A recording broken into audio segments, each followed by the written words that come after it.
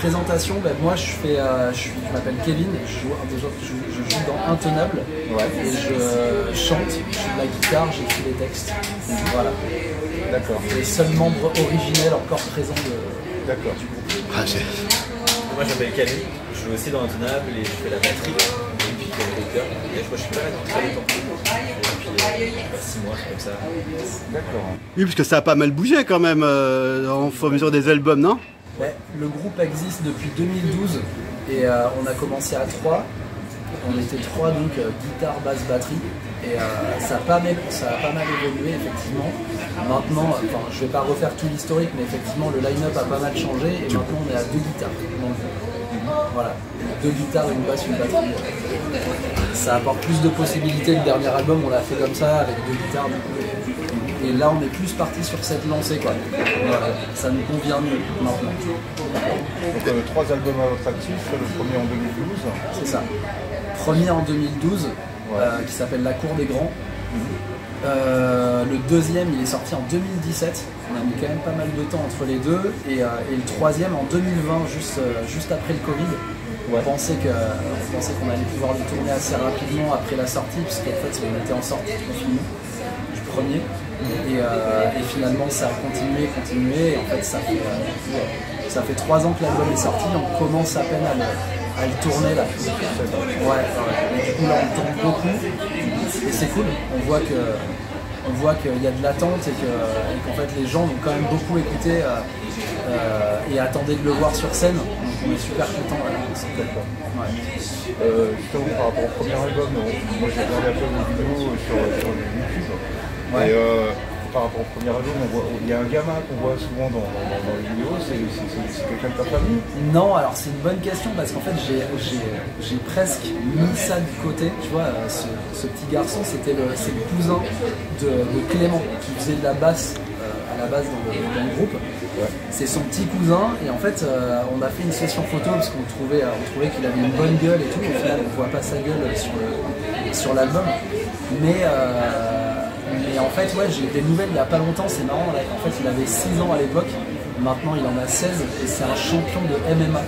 Il est devenu champion de MMA, j'ai vu des photos il y a pas longtemps et on voudrait justement refaire à la photo pour boucler la boucle un peu, ce serait marrant. Ouais, travailler la petite tête bouclée et tout, et puis le gros bec balèze avec les tatouages et tout, ça peut être marrant. Ouais. Il était tout mignon, tout petit, tout fragile, et maintenant c'est un monsieur muscle qui a toujours les bouclettes, mais évidemment qui a évolué et qui a grandi.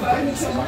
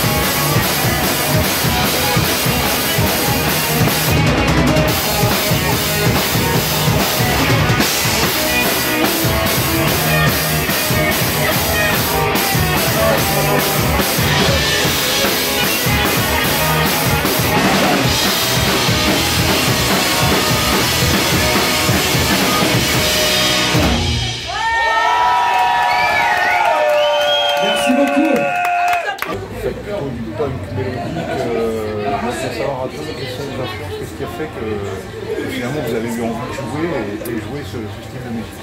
Et ben, en fait, Clément qui jouait à la base dans le groupe faisait aussi partie d'un groupe que j'avais avant avec lui qui s'appelait Nina School. Nina School, c'est un groupe qui a existé de 2004 jusqu'à 2014 à peu près.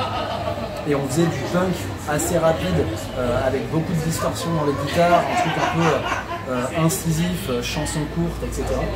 Et en fait, quand on a monté Intenable en 2012, c'est une période où j'ai écouté beaucoup de trucs un peu plus posés comme The View, Libertines, Subways. Du coup, on est parti dans l'idée de faire un truc qui allait beaucoup plus, qui tirait beaucoup plus vers ça. Donc comment dire, un mode un peu plus pop rock, c'est-à-dire avec des tempos plus lents, etc. Et au final, par la force des choses, en fait, on est arrivé à faire un truc quand même hyper punk. Ouais. Et voilà, l'idée à la base était de faire un truc un peu plus posé. Alors c'est marrant parce que justement, moi, tu vois, je suis pas très punk rock mélodique. Et par contre, votre premier album, il tourne en boucle en fait, parce que il y a comme des passages, on peut pas dire que ça soit du punk à roulette non plus, tu vois ce que je veux dire. Ouais. C'est quand même assez incisif quand même, il y a comme des choses, il y a comme la mélodie, au niveau de la voix et tout ça, qui fait qu'on pourrait croire que c'est du punk rock mélodique. Ça filme pas, tu fous de ma gueule. Si, pardon. J'ai peur. Et finalement non en fait, alors ça reste quand même quelque chose le premier album je parle, hein. C'est vrai qu'après je trouvais comme ça... Ou le tempo est assez baissé, ou je sais pas, mais il y a eu quand même quelque chose. C'est vrai. Et du coup, vous trouvez quand même votre public, votre truc, parce que étant donné que vous êtes un petit peu à cheval sur les choses comme ça doit être assez marrant, quoi, non? Et justement, ouais, ça fait en fait, je crois que ça fait un pont, tu vois, entre quelque chose qui se veut dansant et très mélo, et le punk rock, comme on a l'habitude d'en écouter beaucoup en France, avec tout le background qu'il y a, avec des groupes qui ont un peu amené ça en France.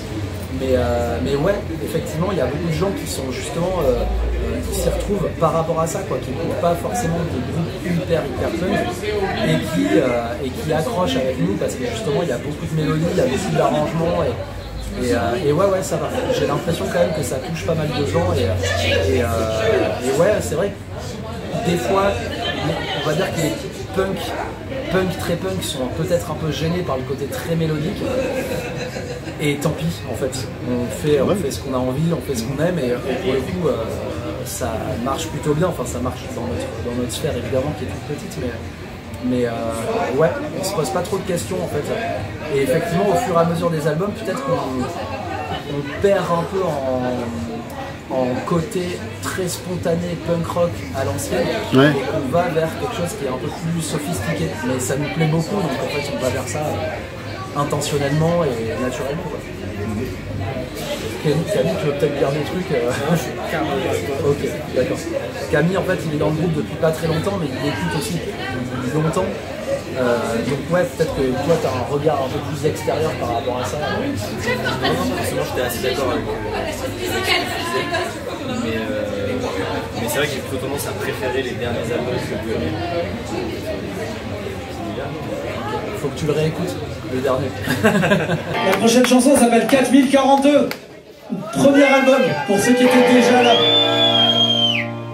Alors, 2, 3, 4.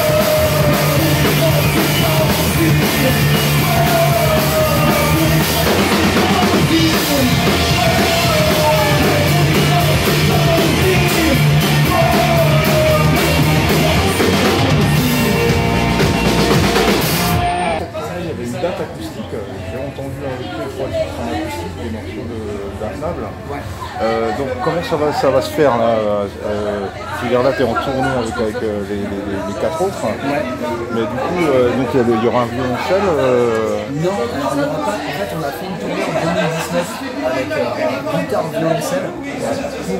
Pour l'occasion on a enregistré 3 chansons de Intenable sous ce format là. On n'a jamais pressé, hein, c'est juste digital.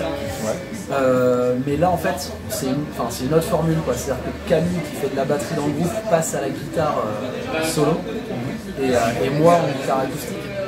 Et en fait on choisit ce format parce que on se rend compte que c'est galère de booker des dates le dimanche, lundi, mardi, et que c'est beaucoup plus simple de les booker en acoustique. En fait c'est super simple. Et il se trouve qu'on aime beaucoup aussi ce format-là, tu vois, c'est pas qu'une histoire de par dépit. Mais ouais, voilà, c'est aussi simple que ça. Plus facile à bouger et on aime bien le faire. Donc voilà. Le fait de faire les deux formats dans une seule et même tournée, c'est intéressant aussi, ça nous fait, ça varie un peu, ça met du relief dans la tournée, ça met un petit challenge, c'est cool. On en a fait une à Marseille il n'y a pas longtemps, il y a quelques jours là, et on en fait une pour un bar à Haguenau qui s'appelle l'Intenable, et qui est proche de la frontière allemande. Mais il connaît bien. Et, ouais, vous connaissez. C'est chez lui, hein. Ah ben d'accord. À l'Alsace. Et ben voilà. C'était gentil de parler alsacien tout à l'heure, tu verras. Et ouais, donc Intenable à l'Intenable, c'était marrant déjà pour le principe, et c'était plus simple de faire ça sous ce format-là parce qu'en fait ils ne peuvent pas faire un concert électrique, quoi. Donc c'est cool d'avoir plusieurs formats en fait, parce que ça permet de pouvoir jouer dans plein d'endroits différents. Là ils sont les trucs. Il fait le mec à bosser, mais en fait. Non mais c'est vrai. Alors, dans le portrait de Marcel, c'est une chanson par rapport aux gilets jaunes. Enfin, déjà dans la vidéo on le voit sur un rond-point. Je veux dire, tu peux nous en parler? Ouais, bah, c'est un mouvement que j'ai trouvé super intéressant en fait, pour plein de raisons en fait. Déjà c'était une espèce d'émergence de la classe populaire qui ferme sa gueule tout le temps et qui subit beaucoup. Et là en fait ils se sont retrouvés à prendre les devants, à devenir visibles, en fait ils se sont rendus visibles. Et ouais, ça a fait émerger des gueules, des parlers qu'on n'avait pas l'habitude d'entendre. Donc j'ai trouvé le mouvement hyper touchant, ça se rencontrait beaucoup, ouais, il y avait sans même qu'ils en aient forcément conscience, parce qu'on a beaucoup parlé avec eux en tournée. En fait, quand le mouvement a évolué, on était en tournée, c'était en 2018, novembre 2018. Et donc ouais, on a pu un peu rencontrer ces gens-là. Il y a eu aussi le documentaire de François Ruffin qui s'appelle Je veux du soleil et qui est vraiment fabuleux pour ça, quoi. En fait, il allait vraiment les rencontrer, il y avait vraiment des discussions qui étaient passionnantes. Et en fait, il y a beaucoup de passages du texte en fait qui sont tirés en fait de ce documentaire-là. Et ouais, voilà. Je sais pas trop ce que je peux dire en plus de ça, mais voilà, c'est un mouvement qui m'a beaucoup touché.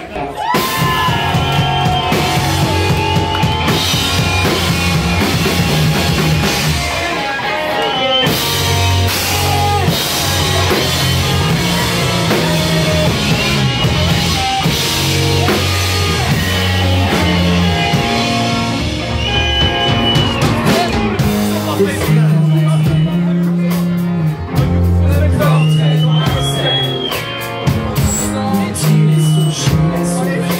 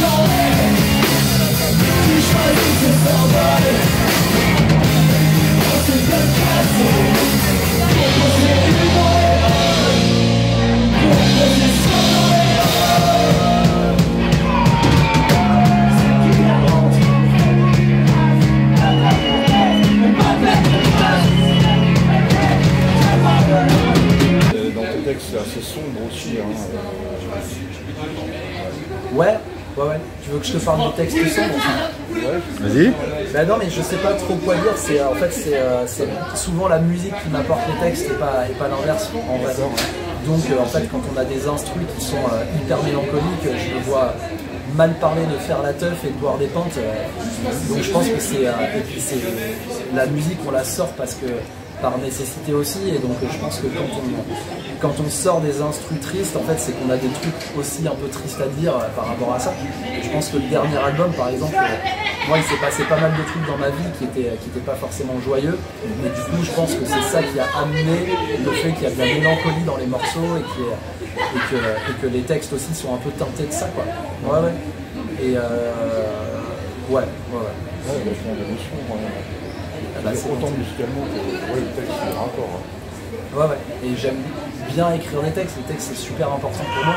Je suis pas du tout un mec qui écrit tout le temps, mais par contre, quand je me mets dans des sessions d'écriture, c'est hyper prenant et je prends beaucoup de plaisir à ça. Et effectivement, ce qui ressort, c'est quand même beaucoup de mélancolie, de l'humour quand même, j'espère. Mais voilà, l'important, c'est que ça dise quand même quelque chose. C'est vrai qu'il y a de l'humour noir. Je me souviens du morceau là où le mec il laisse des messages à sa meuf là, enfin sa meuf entre guillemets quoi. Donc c'est drôle, puis en même temps c'est triste quoi, parce que le pauvre gars. Mais ouais, en fait alors pour le coup le morceau sur lequel il y a ce truc là, c'est un morceau qui parle pas forcément de draguer quelqu'un et de se faire éconduire, tu vois. C'est en plus un morceau qui parle de divorce. En fait c'est le premier batteur d'Intonable qui s'appelle Goth et qui joue plus dans l'Intonable aujourd'hui avait un parcours de vie où il avait vécu ça et en fait il voulait en parler dans une chanson. Enfin il voulait en parler même si c'est pas lui qui écrivait les textes, il a quand même eu l'idée de parler de ça parce qu'il pensait qu'il y avait des choses à dire intéressantes et de fait moi je trouve que ce qu'il avait écrit c'était intéressant, donc j'ai récupéré les bribes c'est ça, le morceau est super noir. Mais avec des intros et une outro qui est rigolote quoi. Ouais, c'est ça. Ça me faisait rire de le faire. Ouais, carrément, c'est bien. Ouais, carrément. Mais bon exemple de mélange de vannes débiles et de texte qui dit quand même quelque chose, quoi. Ouais. Et de mémoire, j'espère pas raconter une connerie, mais il n'y a pas un texte écrit par le Bad Bad des Palavas aussi sur le premier album? Le deuxième album. C'est le deuxième? Ouais, c'est un morceau qui s'appelle Portefeuille. J'étais un peu, j'aimais beaucoup l'instru, mais j'arrivais pas trop à ressortir quelque chose textuellement. Et donc je lui ai demandé, je lui ai envoyé l'instru et en fait il a tout écrit super rapidement et j'ai remanié vite fait des trucs, mais très peu au final. Et et je le remercie encore parce que j'aime bien le texte. C'est un texte un peu qui n'est pas hyper frontal, c'est-à-dire que tu comprends pas forcément exactement ce que ça veut dire. Jamais avec Bad Bad. Mais là pour le coup, je trouve que les mots sont bien choisis, on peut s'y identifier pour différentes raisons et carrément, j'aime bien ce texte. Et j'aime beaucoup Diego Palavas aussi, évidemment. La prochaine chanson elle est pour toi, ça s'appelle Silly Selma. Merci beaucoup d'être là. Rapprochez-vous, je suis dans un surprise, faites attention à vous, même si ça nous fait plaisir que vous bougiez alors.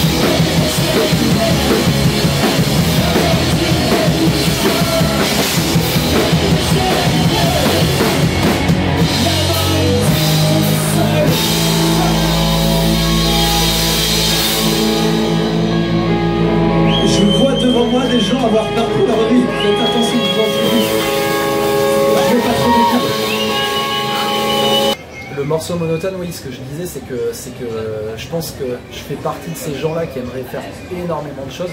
J'aimerais faire 20 fois plus d'albums, j'aimerais réaliser des films, écrire des livres, faire 1000 trucs, mais évidemment, je suis aussi super flemmard, je me perds beaucoup, je suis très distrait, et du coup, en fait, ça me fait, tu vois, je vois le temps passer et ça m'angoisse à fond.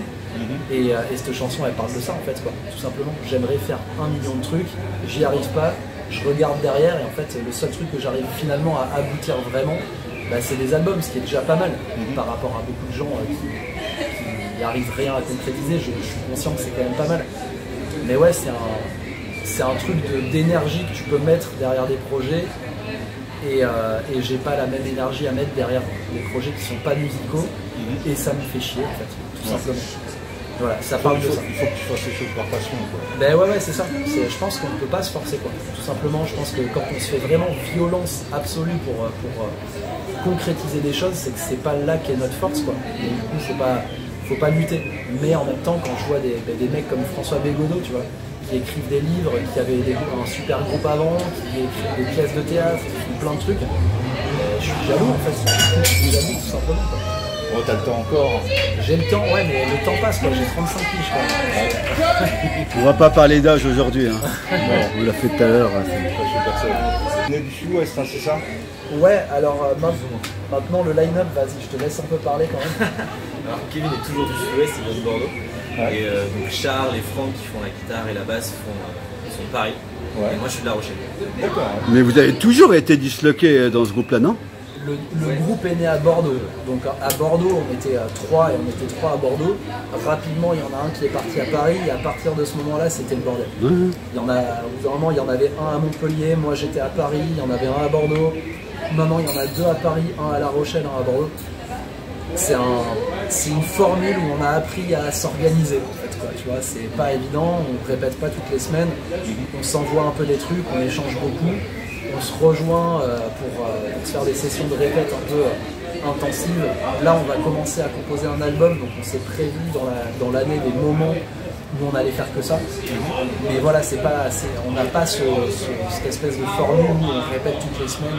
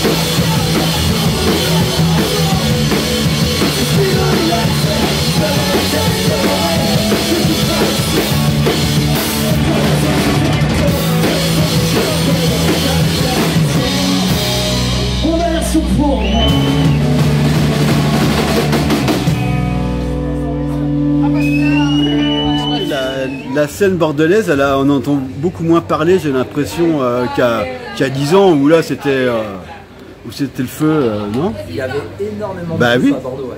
Énormément de groupes. Et moi qui organise des concerts sur Bordeaux, c'est la galère de trouver des groupes locaux maintenant. Tu vois, c'est dans la formule un peu punk, dans la manière où on l'entend, et même punk au sens large, tu vois, skatepunk, punk à l'ancienne, punk oi ou punk comme nous on fait. En fait, c'est devenu super compliqué, effectivement. Et trouver des salles, ouais. Maintenant, à Bordeaux, il y a l'Antidote qui continue à faire des concerts comme nous, on les aime, on va dire. Mais ouais, c'est devenu chaud. Moins de salles, moins de groupes. Peut-être que les deux vont de pair aussi. Ouais, c'est devenu chaud. Et il y a une explication à ça? Non, c'est pas. Explication. Les gens qui sont partis de la scène ou ouais, je pense que les gens sont un peu partis géographiquement à droite à gauche, qu'il y a des gens qui sont passés à autre chose, que le fait qu'il y ait de moins en moins de salles, ben, ça fait que ça joue moins souvent et que du coup tu perds un peu la motive. Les concerts en fait c'est des échéances pour les groupes quoi. Et quand tu as un groupe et qu'on t'appelle régulièrement, même si c'est des premières parties dans ta propre ville, en fait ça met des échéances pour vraiment bosser, pour faire des trucs. Et pour bosser des sets, pour faire des morceaux, et puis en fait moins il y a de concerts, moins il y a de groupes. Je pense que l'un est un peu la conséquence de l'autre. Bah ouais, ça va être Bon, pour finir, je vais vous demander, on dit pain au chocolat ou au chocolatine? Moi je serai éternellement chocolatine et je tiens le coup même quand je vais à Paris et que je vois marqué pain au chocolat, je dis chocolatine parce qu'en fait c'est pas par fierté chauvine et tout, c'est juste parce que déjà d'une ça me paraît plus logique et que deux ça me fait marrer. Merci. Merci à vous. Merci à vous. C'est cool. Qui sait de quoi ça parle? D'une fille. Non, pas d'amour. D'amour vache.